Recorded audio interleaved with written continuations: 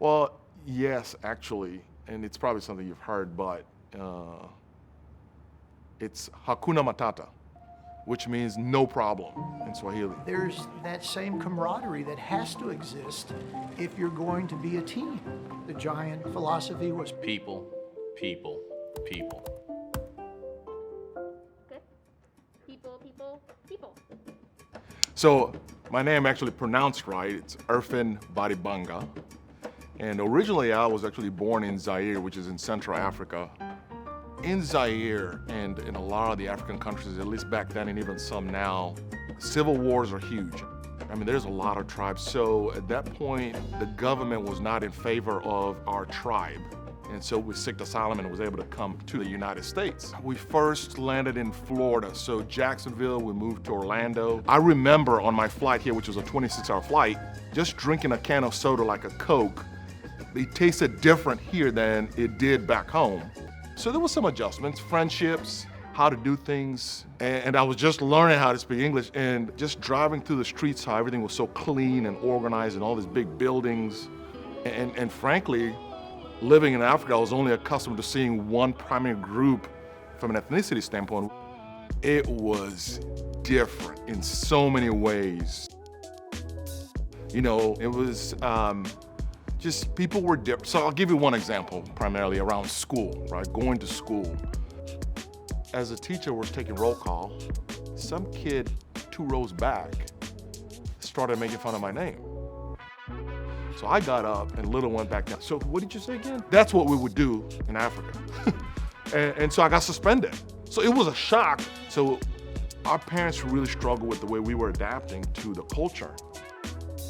You know, people think in Africa, you get the opportunity to come to the United States, things are gonna be easy, you'll have a lot of money, you have a great job, you're gonna have a great life, which that's true at some point. It takes work to get there.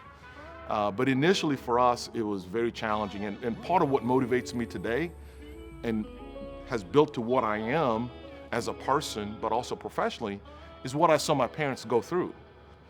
You know, my mom was making minimum wage, my dad, same. But at that point I realized, man, I have to do things differently. I have to adapt. And I'm gonna be here. I need to take advantage of the opportunity. I need to work hard to make friends. Nothing's gonna happen easy, and I need to navigate through this, you know? And so my neighbor had this bright idea of keeping me out of trouble. And she said, you know, I know the local store manager at the grocery store.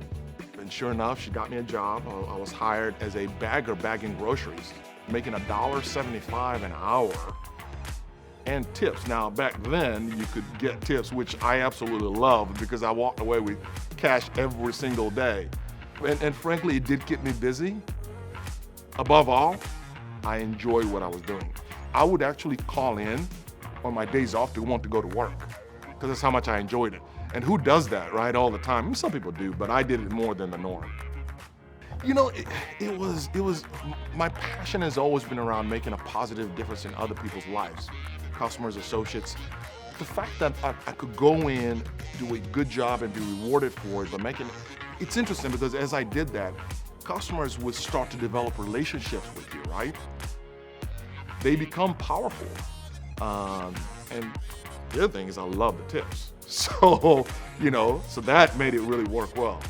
But you asked a question around the future, this is what it boils down to. The United States of America has given me the opportunity to do something I didn't think I would do. The opportunity to work in a large format store, the dollar channels for a small format, and the supermarket. So now coming back to this, it just made sense. I want to have the ability to make even a much larger impact. And it's all about this company. It gave me the opportunity, and I am going to give back 100%. It's a great organization, and I absolutely love it.